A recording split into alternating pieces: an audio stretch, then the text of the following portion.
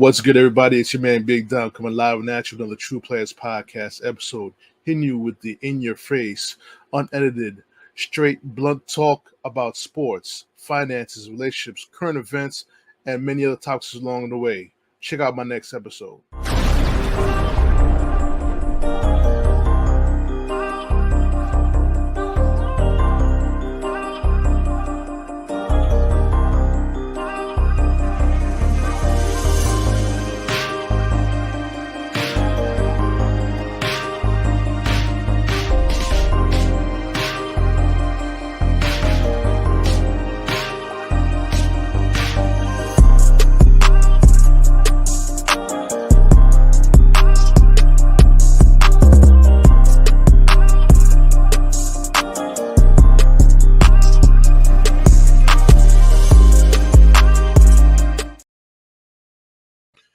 What's good, everybody? It's your man Big Dom coming live and at you with another True Players Podcast episode number 9 in season 6. We're going to talk about the Battle of the Wilsons, the Nathaniel Hackett Revenge Bowl that happened in Denver. I'm also going to talk about the Giants' loss against the Miami Dolphins. They got spanked. They got destroyed. But I do apologize for coming on today instead of yesterday. I was trying to get on yesterday, but I was too tired. Late day at work. So I was like, you know what? Let me just push it off for today. And now I'm here. So now let's get right into it with the New York Giants. You know what I'm saying? I'm going to post. Give me a second, guys. I'm going to post the link on the chat in case you guys want to jump in and on the podcast. They want to give some thoughts. Give me 2 seconds. We'll get that in there. Whether you watch it on YouTube, Facebook, or my Facebook page for True Players Podcast, there's a link right there. Jump on, leave a comment. I will address your comment once you post it on the comment section. So let's get to it. Daniel Jones, the Giants lose 31-16 to the Dolphins. Daniel Jones leaves the game in the late in the third quarter with a neck injury. We don't know what's going to happen with him again if he comes and plays against the Bills. We'll see what happens. But he to end the game is 14 out of 20, 119 yards. He had 4 carries for 24 yards. Would you believe Daniel Jones has been sacked 16 times over the past 2 games? That's not a winning formula, and that's why he's hurt. The Giants have to do a better job of protecting the quarterback. And listen, I understand losing Saquon probably contributes to that the pass protection. Matt Breida has done nothing in replacing Saquon Barkley. Hopefully, Saquon can come back against the Bills, an angry Bills team at that. And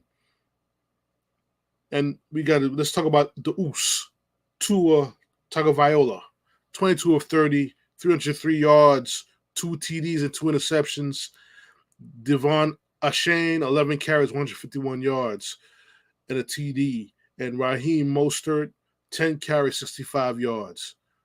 Where is Big Cat? Where is Dex Lawrence? Isn't that your guys' job to stop the run? Miami racked up over 200 yards of offense.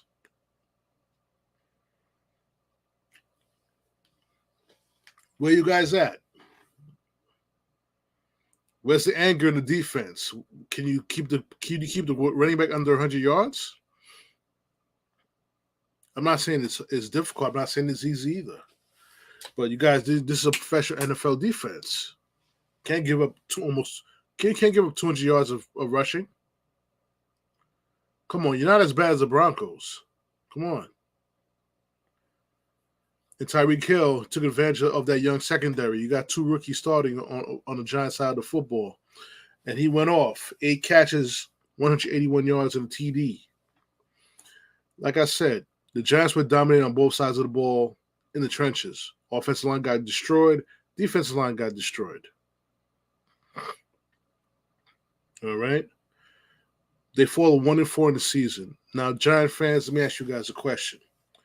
Do you think is feasible for them to now tank for Caleb and the quarterback from USC? Is it time to tank for him? Because I honestly don't see how the Giants can win any other game this season. I don't see it.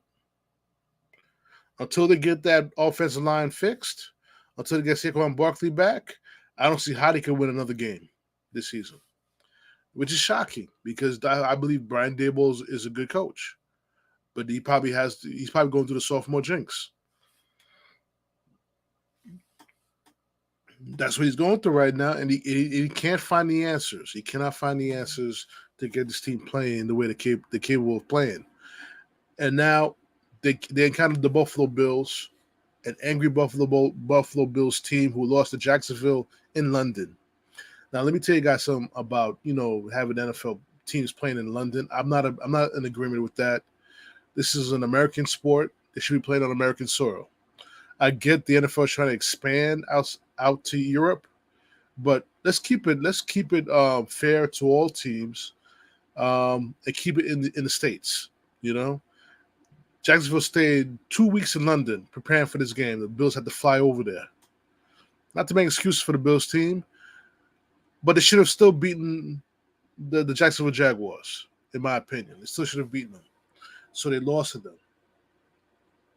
The Giants is just going to have to deal with the wrath of the Buffalo Bills this coming Sunday.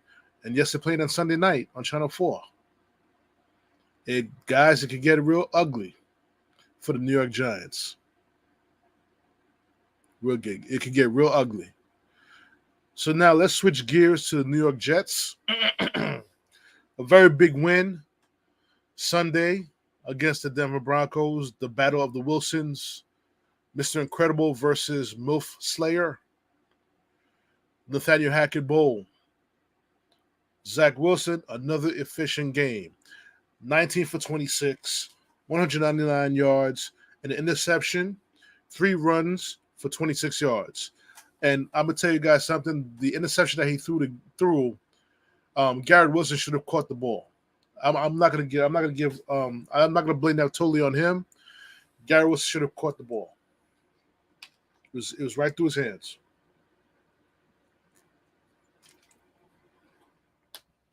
I mean, could the throw be a little bit better? Of course, but this is the offensive rookie of the year here. Garrett Wilson got to make that play. Breece Hall, man, he's looked like he's almost back. 22 carries, 177 yards, and a TD, and that TD came off a 77-yard run. He had 3 receptions for 17 yards.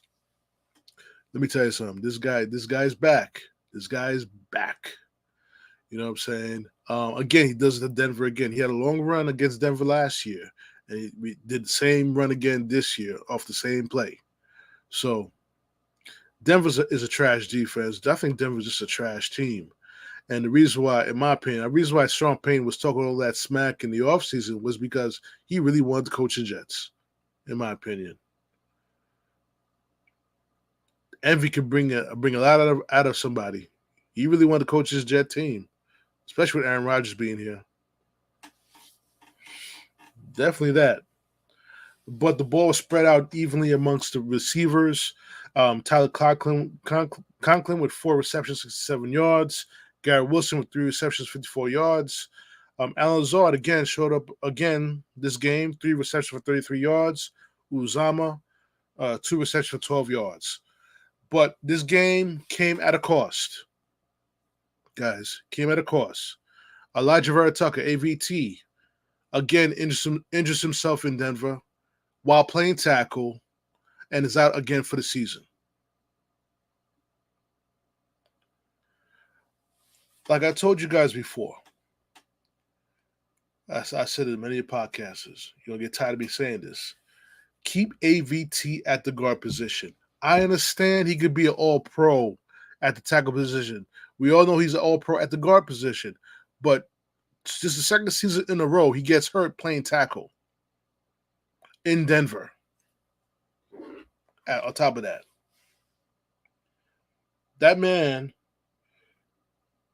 should be playing guard, and the Jets are just going to have to figure it out with who's going to play right tackle next season. Stop putting him out there, and for him to get hurt. Can't do that no more. He's out with an Achilles. Can we stop doing that, please? Thank you. I don't care what robertsaleh says about he wants to keep him out there and tackle. 2 years in a row, he plays that position. He ends up getting hurt, season-ending injury while playing the tackle position. And I also have my heart in my throat because I'm rooting for mekhibecton, and he went out for a couple of series in that game because of that knee. And I thought the second time he went out, right, I thought he was going to be hurt and not come back into the game. But lo and behold, mekhibecton comes back into the game and finishes off the game, which makes most of us happy. But this week, he's limited in practice because of the knee. I mean, is this something that he's just going to have to fight throughout the season and throughout the rest of his career? Nothing he can run from. As long as he's on that left tackle, come Sunday, I'm good with that. He's been playing good football at the left tackle position. With Tippett also went out with an injury, but he's fine. He should be able to start next game on Sunday at right guard. The offensive line has been playing a whole lot better over the last 2 weeks. This new lineup of the linemen has been playing better. Max Mitchell stepped in for AVT, did an exceptional job keeping Zach Wilson upright, even though he was sacked 4 times. He was hurried a few times, but for the most part, Zach Wilson had his feet was still steady, making the correct passes, making the right reads, making big passes. I had my Rolades in the fourth quarter. Jets was up 24-17, and I thought they were going to blow that game after he threw that pick. But they found a way to win. They found a way to get a win for Nathaniel Hackett. Like I said, you take a win as any way you take it, you take that win. The Jets are 2-3.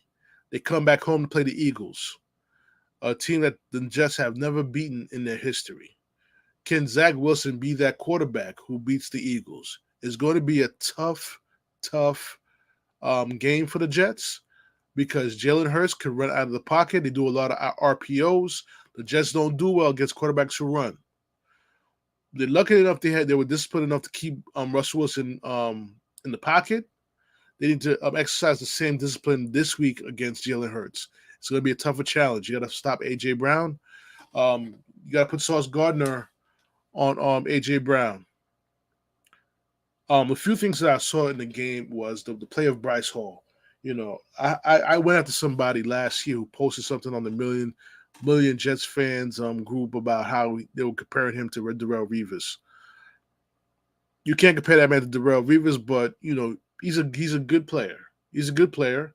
He stepped in well for DJ Reed, and I didn't notice how he was pretty tall, 6'1", pretty tall cornerback. If you have a tall cornerback who could cover and run as well, you got to keep those corners. But he played very well. He had a form of recovery, and again, no sign of Mecole Hardman. No sign of him or Hardwick. I forgot his name, but he's definitely on the trading block now because the Jets have no use for him. You sign a guy for $5.5 million and you don't know how you have no use for him. And plus, Xavier Gipson didn't help the situation. He's playing exceptionally well. You could use that roster spot for somebody else. You know what I'm saying? Like I said, good win by the Jets. Let's see what happens next week against the Eagles. But I got a few questions to ask you guys. The Vikings are losing. They just lost Justin Jefferson for 4 games, injury reserve due to an injury. Should the Jets trade for Kirk Cousins? Should that trade happen? I even saw mention. I'll even mention, but this is a long shot to happen because of the salary cap implications. Trade for Russell Wilson. That man. I mean, he lost a few steps. He should be on a better team.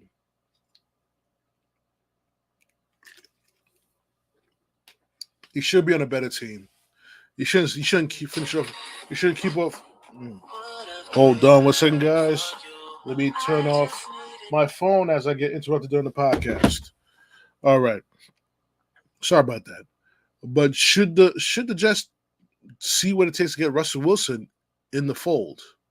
He does know Nathaniel Hackett's offense and implications, but that's probably more than likely going to be a long shot because of the contract situation and the length of the contract.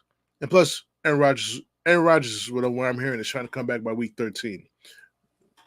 Listen, Aaron, just sit out and come back next season. That's all you need to do.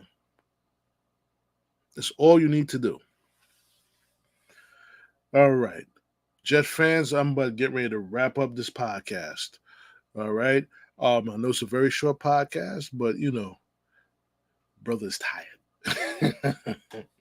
But can the Jets beat the Eagles? I think they can beat the Eagles, but a lot of things have to go right for the Jets. The defense has to play on its head.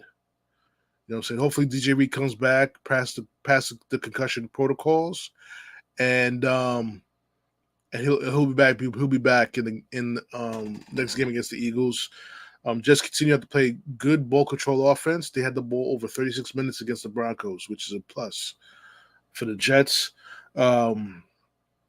Stopping AJ Brown and keeping Jalen Hurts in the pocket and keep the Eagles from making big plays on offense. The Eagles got a great offense. It's going to be tough to stop them, but let's see how the defense got to earn this keep, and so the Jets can finally beat the Eagles for the first time in their history in the regular season. So, guys, what you think? Should the Jets trade for Kirk Cousins? Should the Jets trade for Russell Wilson, or just trade for another quarterback? Is it even important to trade for another quarterback right now, since Zach Wilson is playing much better than he was a couple of weeks ago with the happy feet? The happy feet is gone. The ball's coming out quicker. He's not seeing ghosts. Let's see what happens. Jets fans, a lot to be excited about. The goal is to make it. The goal is to make it 3-3 to go into the bye. Let's see what happens. Let's see what happens, and we'll go from there. All right. So before I leave end the podcast, guys, I want to talk about the New York Mets real quick. Earlier this week, Billy Epler resigned as New York Jets GM, as David Stern is continuing to bring his crew to run the Mets and bring the Mets back into contention for next season. Barring the trades he made at the trading deadline this year, Billy Epler has done a horrible job with the team. And also, there's been word that him and Buck were clashing over the playing time of Vogelback. Buck did not want to play Vogelback. He wanted to go with the young kids, and Billy Epler overruled him.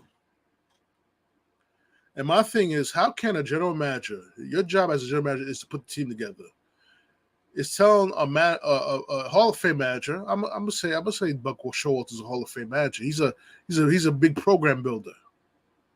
You know, how can you tell a manager of that ilk to tell him who should be playing on the field, how his lineup should be constructed? And this is a problem with analytics. You got a bunch of guys, computer geeks, sitting behind a computer, going to tell somebody how to put a lineup together, which makes no freaking sense. If I was a manager, I probably have a big problem about that, because it comes right down to it. Baseball, like any other sport, is based on instincts and feel of that game at that moment of time. Numbers can't give you that. No matter what anybody tells you, numbers cannot give you that. Let the manager do his job, and the team would have been playing better, and go from there. As you notice, I haven't even spoke about the Major League Baseball playoffs. I will start talking about them once the championship series will start. The AL and ALCS will both start. Then I will start speaking about the baseball playoffs. But for me, this season has been a total bust, and it was. I mean, as a former baseball player, I find this season very boring. To me, it was boring. So I didn't even watch no games like that this year. So on that note, guys, we're going to end the podcast here. You know what I'm saying? It's been a pleasure talking with you guys. Any feedback, comments, hit me up on my email, True Players Podcast, as you see it spelled on the screen, at gmail.com. If you'd like to join the show for next week, also hit me up on email. We discuss come together, collaborate how you would like to contribute to the show. If you want to talk about your team, NFL team, feel free to join me. You know what I'm saying? This is the NFL season. This is the favorite part of everybody's year, except for the weather in New York. This is everyone's favorite part of the year, NFL season. So on that note, guys, it's your man Big Dom. I'm going to sign off on this podcast. I'll catch y'all next Tuesday, recapping, I believe would be week 6, guys. Recapping week 6. All right, it's your man Big Dom signing off. Peace.